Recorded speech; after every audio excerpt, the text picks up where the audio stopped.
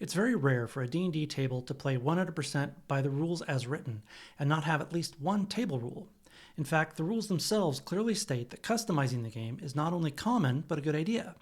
At the very least, the rulebooks acknowledge that it will be up to the DM to interpret the meaning and application of rules at their table. So what is a table rule, and are they a good idea? Simply stated, a table rule is an addition, a deletion, or a custom interpretation of an existing rule. This means you can add a rule to your table that doesn't exist in the rule books. An example might be using dice to randomly determine if a weapon breaks upon impact on any monster with an armor class above a certain threshold. The deletion of a rule could be ignoring initiative at the beginning of combat and just simply letting the adventure party always go first. The custom interpretation of an existing rule could be changing what happens when a character reaches 0 hit points. This has been one of my most common table rules.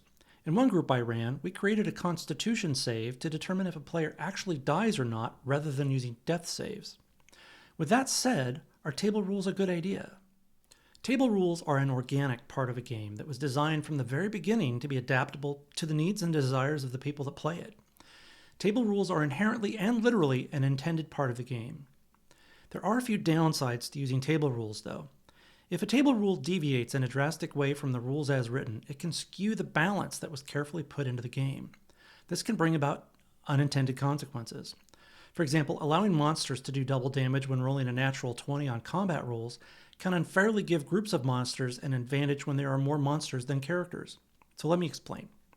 If a group of 4 adventurers face off against a party of 8 hobgoblins, the monsters have twice the opportunity to do double damage to the party. Conversely, only allowing double damage to the party on natural 20s is unfair against the monsters. There is another potential problem with table rules when your group has a lot of them. They can be difficult to remember, leading to on-the-spot misinterpretation or incorrectly remembering previous interpretations of table rules. Furthermore, new players that join the group have a steeper learning curve to figure out the way your group plays.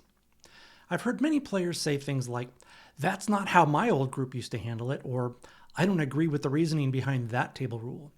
Keep in mind that table rules are often set by a very specific group of people, and when that group changes, the dynamic and preferences can change along with it. On the other side of this gold piece, there are some downsides to playing the game strictly by the rules as written. Even though the game of D&D has been around since the 1970s and has gone through many iterations and refinements, there are still circumstances that come up during the gameplay that aren't covered by the rules. And here's the woolly mammoth in the room. There are still rules that players and DMs just don't like. A lot of D&D is subjective. This isn't a rocket launch where the math must be precisely correct. It's a game that is played for enjoyment.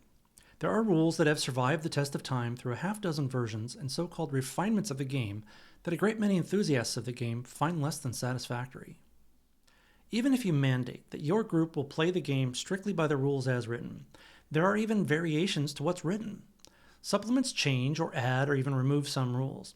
Now remember, publishers of tabletop role-playing games like Wizards of the Coast make money by printing and selling books, not by you buying one book and never spending another dime. In other words, it's in the publisher's interest, implicitly or intentionally, to change things up from time to time. That makes it a functional impossibility to consistently follow the rules as written. So should you use table rules in your gaming group? There is no right or wrong answer to this question.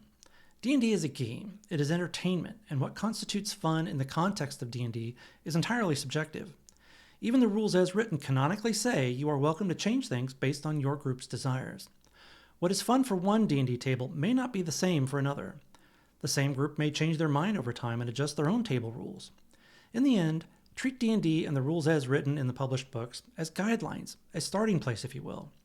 Give those rules a shot and play test them as written, then adjust according to what makes sense and what makes you happy.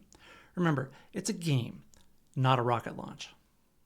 If you found value in this video, be sure to click the like button and consider subscribing to support the channel.